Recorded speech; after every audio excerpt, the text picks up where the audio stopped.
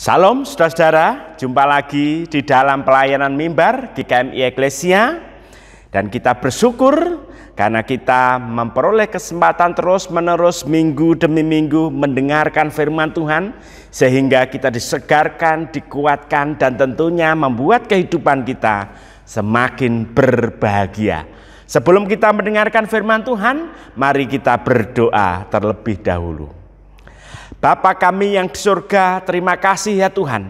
Hari ini Engkau berkenan berfirman kepada kami.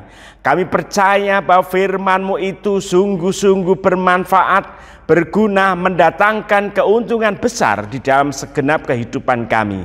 Dan ketika firman-Mu itu disampaikannya Tuhan, kami percaya Engkau yang ada di surga berbicara kepada kami, menyampaikan hal-hal yang indah, hal-hal yang terbaik tentang kebenaran yang mampu membangkitkan kehidupan kami. Terima kasih ya Tuhan.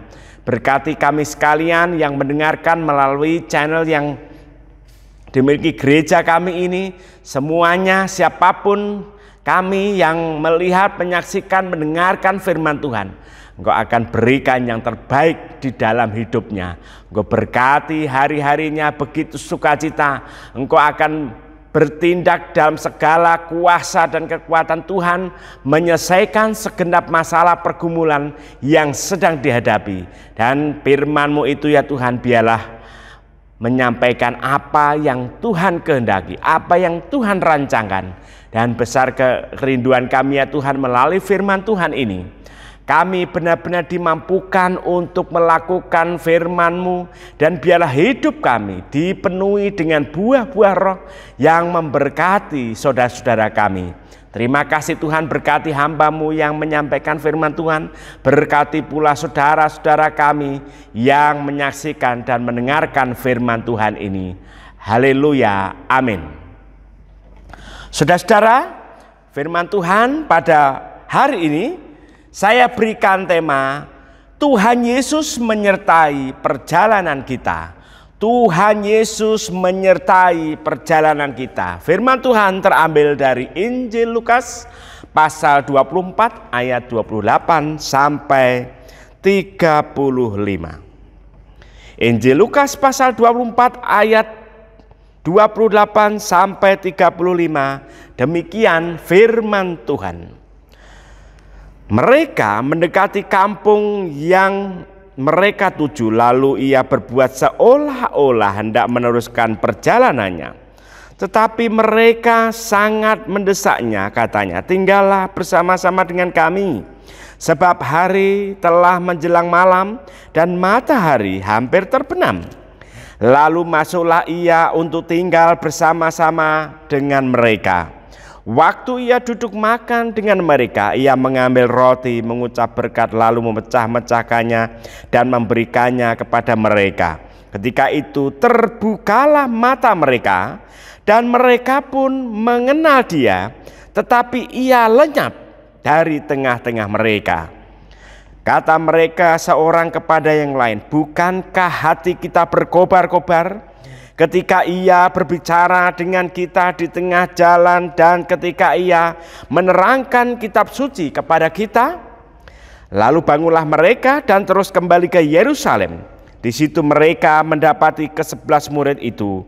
Mereka sedang berkumpul bersama-sama dengan teman-teman mereka. Kata mereka itu, "Sesungguhnya Tuhan telah bangkit dan telah menampakkan diri kepada Simon." Lalu kedua orang itu pun menceritakan apa yang terjadi di tengah jalan dan bagaimana mereka mengenal dia pada waktu ia memecah-mecahkan roti. Saudara-saudara, sampai sedemikian jauh pembicaraan firman Tuhan. Yang berbahagia adalah kita yang membaca, merenungkan, dan terlebih lagi melakukan firman Tuhan di dalam kehidupan sehari-hari dengan nyata. Haleluya.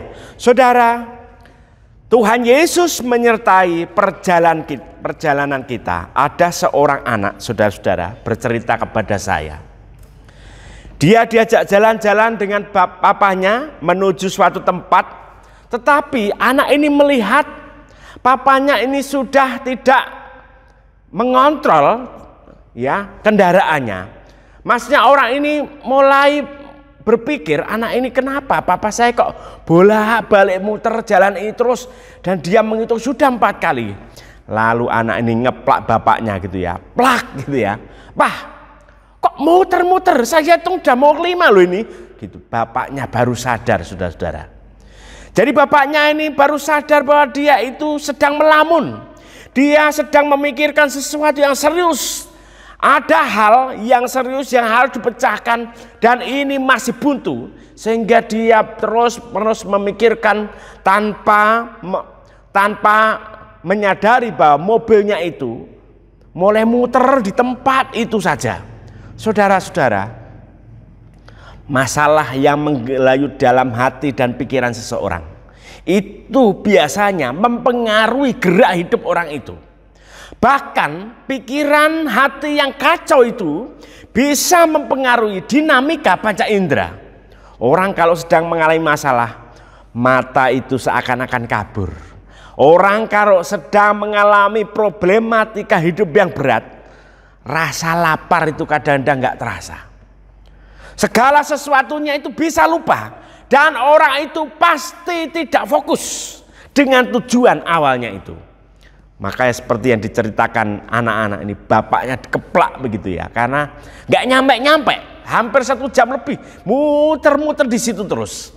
Saudara, demikianlah gambaran yang bisa saya tangkap terjadi kepada 2 murid yang sedang mengadakan perjalanan menuju Emmaus. Yesus yang bangkit itu, saudara-saudara, mereka sudah saksikan, tetapi satu sisi para murid, khususnya 2 murid ini masih ragu tentang kebangkitan Yesus itu. Karena apa?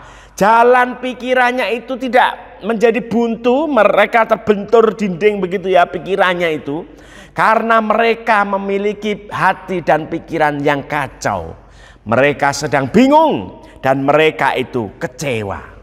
Disitulah Tuhan tetap menyertai, menemani perjalanan mereka. Saudara, Tuhan Yesus yang bangkit menyertai kita dalam segala situasi.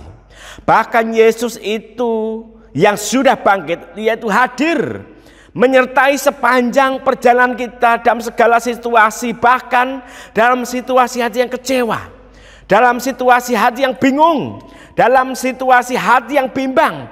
Bahkan sekalipun kita mungkin merasakan dalam situasi hati yang penuh dengan sukacita, di situ pun kita juga merasakan penyertaan Tuhan.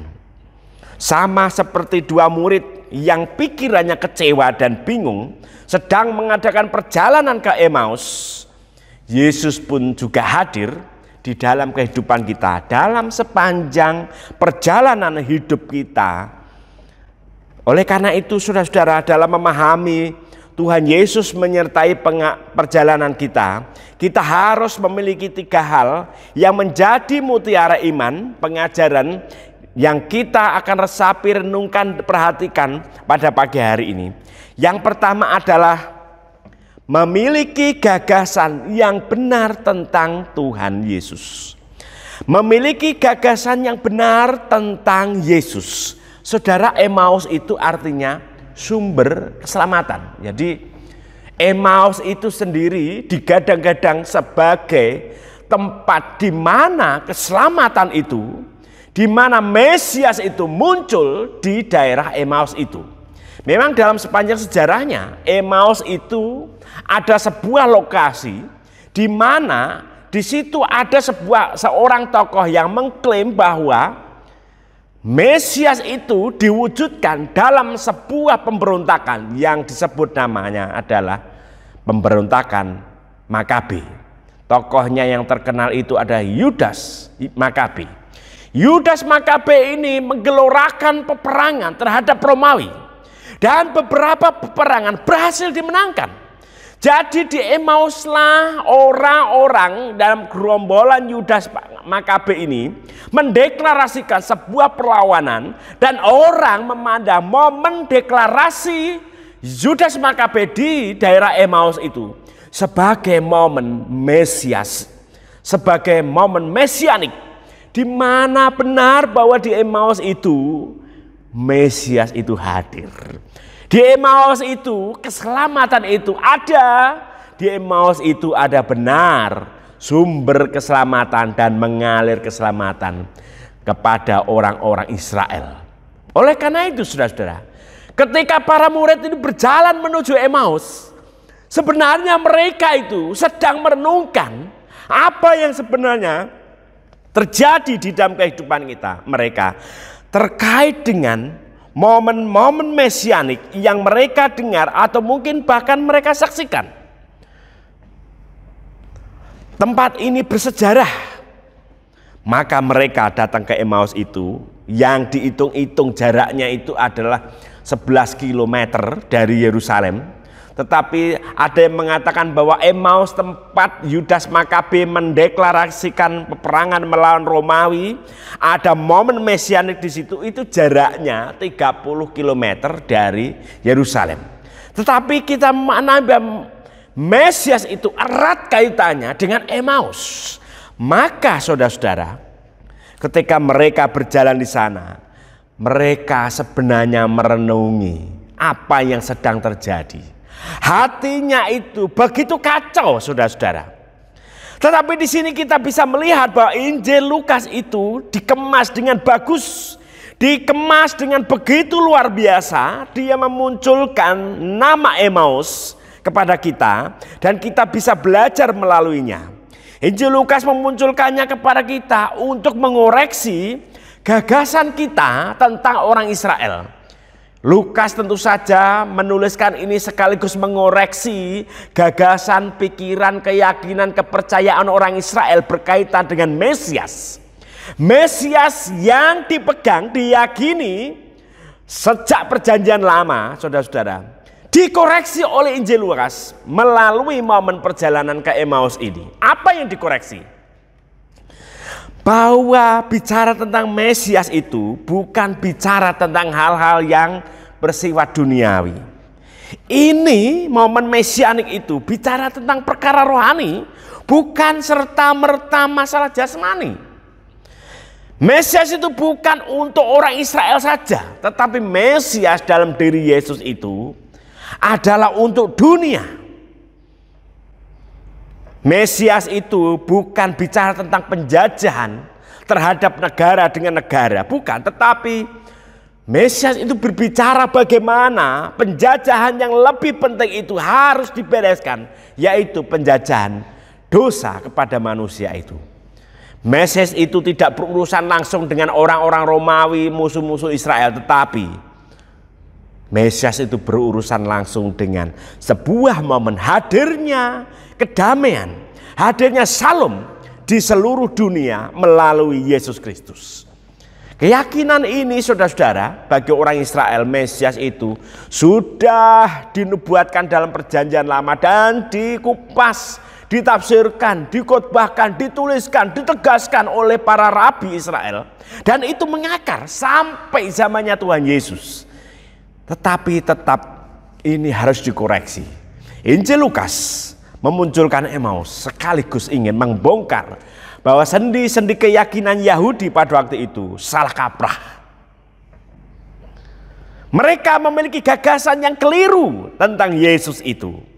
Maka gagasan yang benar ingin menunjukkan bahwa Yesus yang ada Mesias itu, ya benar, dia mati di kayu salib dan dia itu bangkit. Kemudian dia menyatakan diri menjumpai para muridnya dan sekaligus mengoreksi gagasan, pikiran yang bisa berubah menjadi keyakinan bahwa Yesus itu bukan bicara tentang masalah jasmani, bukan masalah orang Romawi, tetapi bicara bagaimana Allah itu melimpahkan kasih setianya, melimpahkan anaknya yang begitu dikasihnya untuk keselamatan manusia. Di dalam Mesias, kasih Allah yang maha rahim itu tercurah ada di dalam Yesus dan untuk semua umat manusia. Bukan serta-merta untuk orang Israel, tetapi untuk dunia. Saudara, inilah yang dikoreksi. Jelas salah gagasan orang Israel tentang Mesias itu. Sekarang bagi kita yang perlu dikoreksi, apakah kita itu mempunyai gagasan yang benar tentang Tuhan Yesus? Apakah kita itu menjadikan Yesus itu tidak sekedar sebagai sumber keselamatan, tetapi ada mengatakan bahwa Yesus itu sumber kemakmuran. Jadi apa-apa ujung-ujungnya kalau mengikut Yesus itu, poinnya itu adalah Anda itu makmur. Kalau Anda makin makmur, makin banyak uang, disitulah Anda disertai Tuhan, disitulah Anda mulai dekat dengan Tuhan. Wah, kasihan sekali para rasul ya. Hidupnya itu terlunta-lunta. Mereka nggak punya apa-apa. Bahkan mati pun, disalib pun dibalik salibnya. Apakah mereka itu orang yang jauh dari Tuhan? Bukan. Tetapi ada memang orang yang selalu berpikir bahwa Yesus itu sumber kemakmuran. Ada juga yang menganggap Yesus itu sebagai salah satu dari Tuhan. Saya pernah mengalami sebuah perjumpaan dengan orang yang bukan Kristen, dan dia itu percaya kepada Tuhan Yesus. Tetapi dalam pembicaraannya itu ternyata dia melakukan sebuah ritual-ritual yang tidak ada di dalam kekristenan. Jadi dalam ritualnya dia mempunyai tempat untuk persembahyangan itu, saudara. Di situ dia menaruh berbagai macam pernak-pernik ornamen yang dipakai untuk ritual. Dan salah satu situ ornamen itu ditujukan kepada Tuhan Yesus. Memangnya saya itu tidak boleh jadi orang Kristen, Pak, kalau saya menampatkan Yesus di antara Tuhan-Tuhan yang saya sembah? Oh, bicara tentang kekristenan itu ada kesetiaan mengikut Kristus. Yesus itu cukup satu, tidak boleh ditambah-tambahkan yang lain. Wah, masa sih Pak nggak boleh, Pak? Ya nggak boleh. Yesus ya Yesus. Kalau Tuhan yang lain ya Tuhan yang lain. Yesus tidak bisa ditambah-tambahi, tidak bisa dikurang-kurang. Hanya Yesus kita mengabdi. Kepada Yesuslah kita selalu ikut. Jadi saudara-saudara, ini sudah mulai melenceng. Yesus disamakan dengan Tuhan yang lain. Ya memang dalam ibadahnya Yesus itu disebut, tetapi Yesus yang lain. Bukan Yesus seperti yang dikatakan di dalam Alkitab. Saudara, saya tidak tahu saudara mempunyai gagasan apa tentang Tuhan Yesus. Tetapi Yesus itu bisa dipandang dari berbagai sudut. Tuhan Yesus itu bisa dipahami dari mana saja. Tetapi pemahaman yang benar, gagasan yang tepat, pengenalan yang sejati tentang Tuhan Yesus itu hanya berdasarkan firman Tuhan. Bukan berdasarkan YouTuber-YouTuber itu. Bukan berdasarkan buku-buku yang lain. Bukan berdasarkan omongan-omongan orang. Bukan berdasarkan pengalaman subjektif kita. Bukan. Tetapi melalui firman Tuhan. Marilah kita seperti para murid yang berjalan menuju Emmaus. Hati pikiran kita itu terbuka untuk segala koreksi yang dari Tuhan. Apabila kita itu memiliki gagasan yang keliru tentang Tuhan.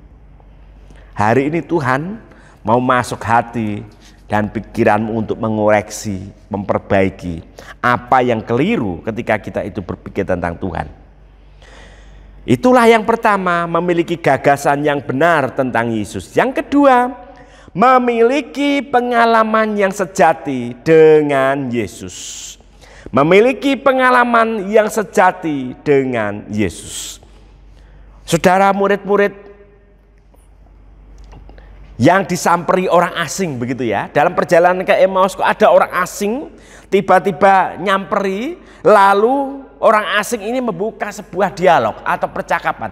Yang kalian omongkan itu apa sih?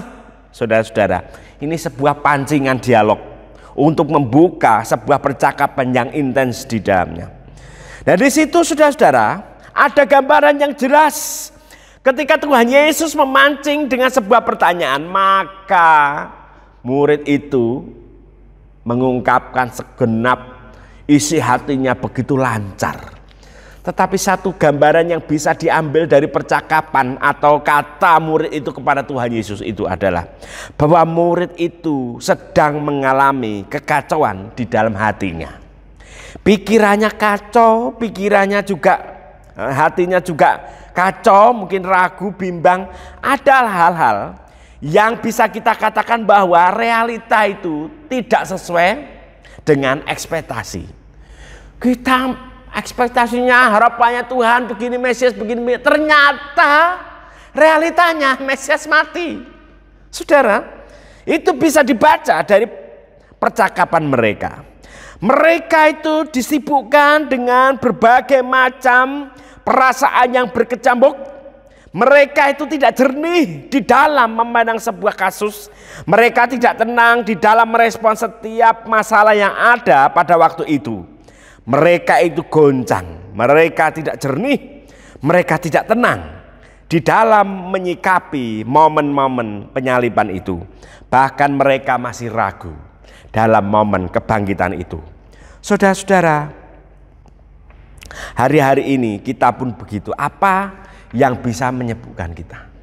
Para murid jelas hatinya, pikirannya itu sibuk dengan berbagai macam pertimbangan.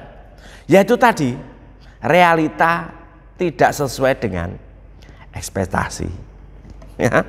Ya, ini memunculkan sebuah pertanyaan yang mendalam pada diri para murid, bahwa benarkah Yesus itu Mesias? Kalau dia itu Mesias, kenapa dia itu mati?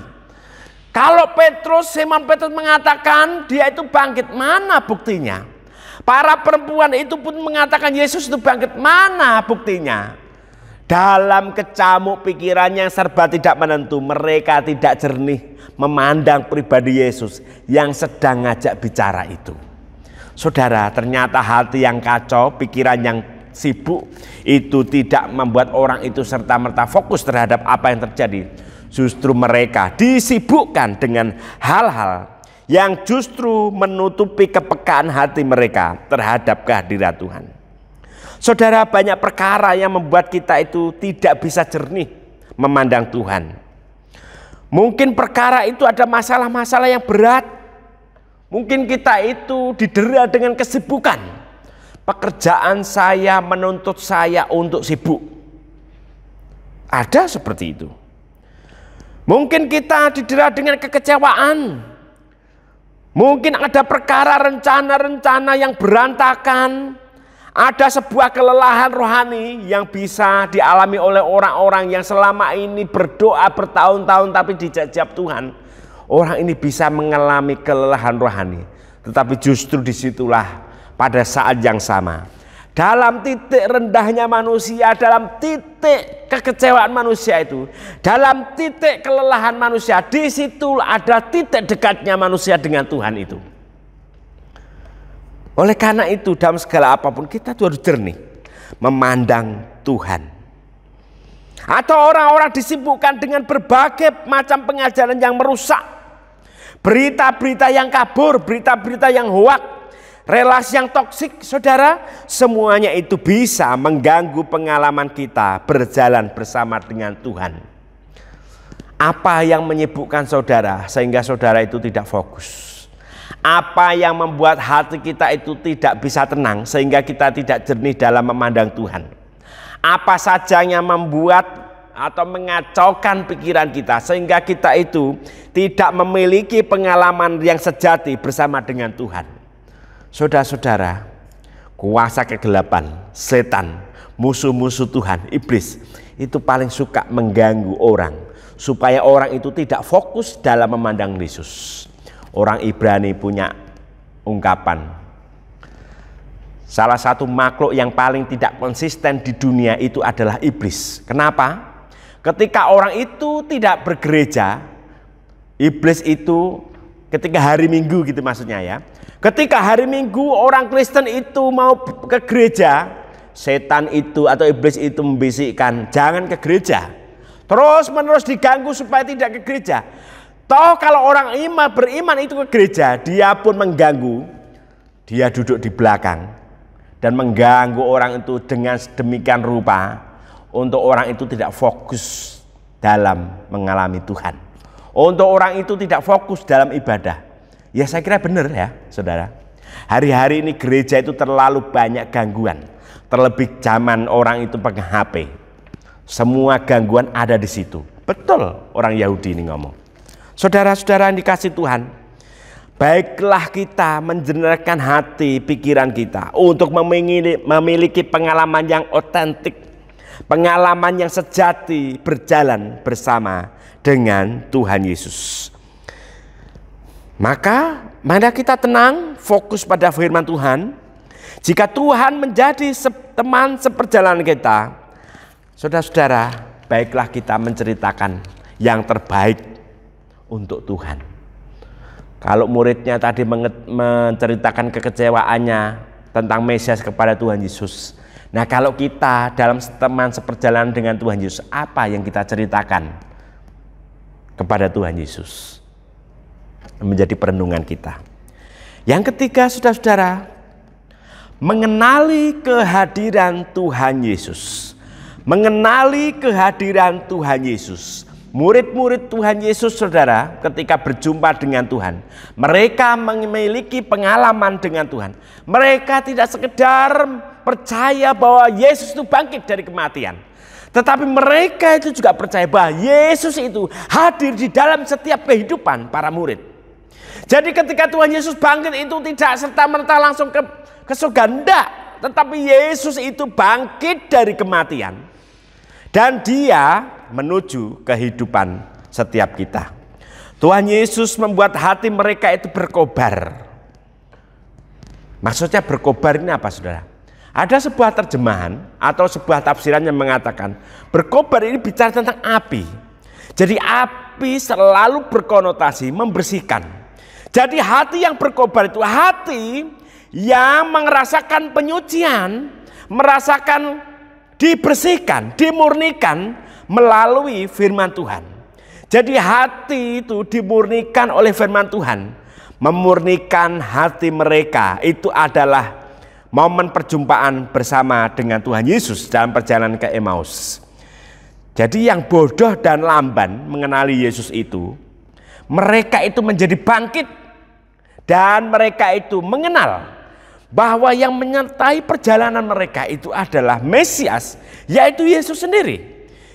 Dalam perjumpaan itu mereka itu menjadi paham, mata hatinya terbuka, mata jasmaninya juga terbuka, dan mereka mengenal bahwa Yesus hadir di dalam kehidupan mereka. Setelah mereka mengerti bahwa Yesus itu bangkit dan mereka juga menyaksikan bahwa Yesus itu hadir, maka mereka mendapatkan sebuah kekuatan yang baru. Saudara-saudara, mereka para murid itu bersaksi kepada para murid yang lain. Mereka menyaksikan sendiri bahwa Yesus itu menyertai perjalanan mereka ke Emmaus.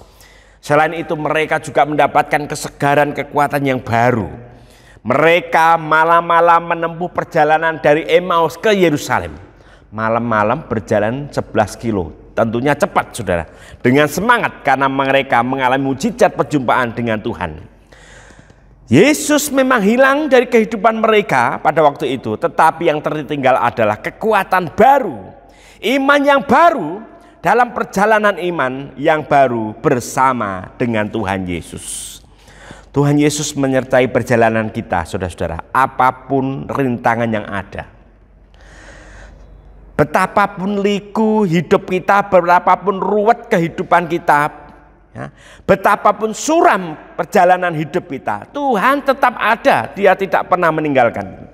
Seberapapun risiko yang ada di dalam perjalanan kita, Tuhan Yesus itu tetap hadir menyertai kita. Kita tetap ditemani Tuhan. Kita tetap dipanggil untuk peka terhadap kehadiran Tuhan. Oleh karena itu, kenali dan rasakan kehadirannya. Yesus itu tidak pernah ingkar janji bahwa dia menyertai kita. Yesus itu tetaplah Immanuel, Allah yang menyertai kita. Dan penyertaannya itu sempurna. Saudara-saudara, sebagai penutup, ada seorang survivor atau yang sembuh dari kanker, ya. Dalam kesaksiannya itu mereka berpikir bahwa bagi kami orang yang kena kanker, kita ini adalah orang-orang yang tidak bisa berpikir nanti seminggu, 2 minggu, 3 minggu, sebulan, 2 bulan. Oh enggak. Bagi mereka meminta penyertaan Tuhan. Untuk apa? Hari ini berjalan bersama saya. Hari ini saya meminta Tuhan Yesus berjalan bersama saya hari ini. Mereka tidak berani berbicara tentang besok. Karena mereka percaya bahwa hidupnya itu sehari ke sehari. Dalam penyertaan Tuhan sehari ke sehari, itulah yang cukup. Kalau mereka berbicara kemarin itu, hidup yang kemarin itu adalah jejak penyertaan Tuhan. Tetapi besok itu adalah harapan supaya Tuhan Yesus menemani hidup mereka. Dan hari ini adalah momen terbaik bagaimana mereka itu merasakan Tuhan menemani hidupnya. Oleh karena itu saudara-saudara, marilah kita benar-benar merenungi firman Tuhan hari ini, bahwa Tuhan Yesus menyertai perjalanan kita. Apapun bentuk perjalanan saudara, betapapun kelamnya, betapapun bahayanya, betapapun berisikonya, betapapun ruwetnya, betapapun melelahkannya, ingat ada Tuhan Yesus yang sudah bangkit dari kematian, lalu hadir di dalam kehidupan kita masing-masing. Kiranya Tuhan Yesus memberkati. Amin.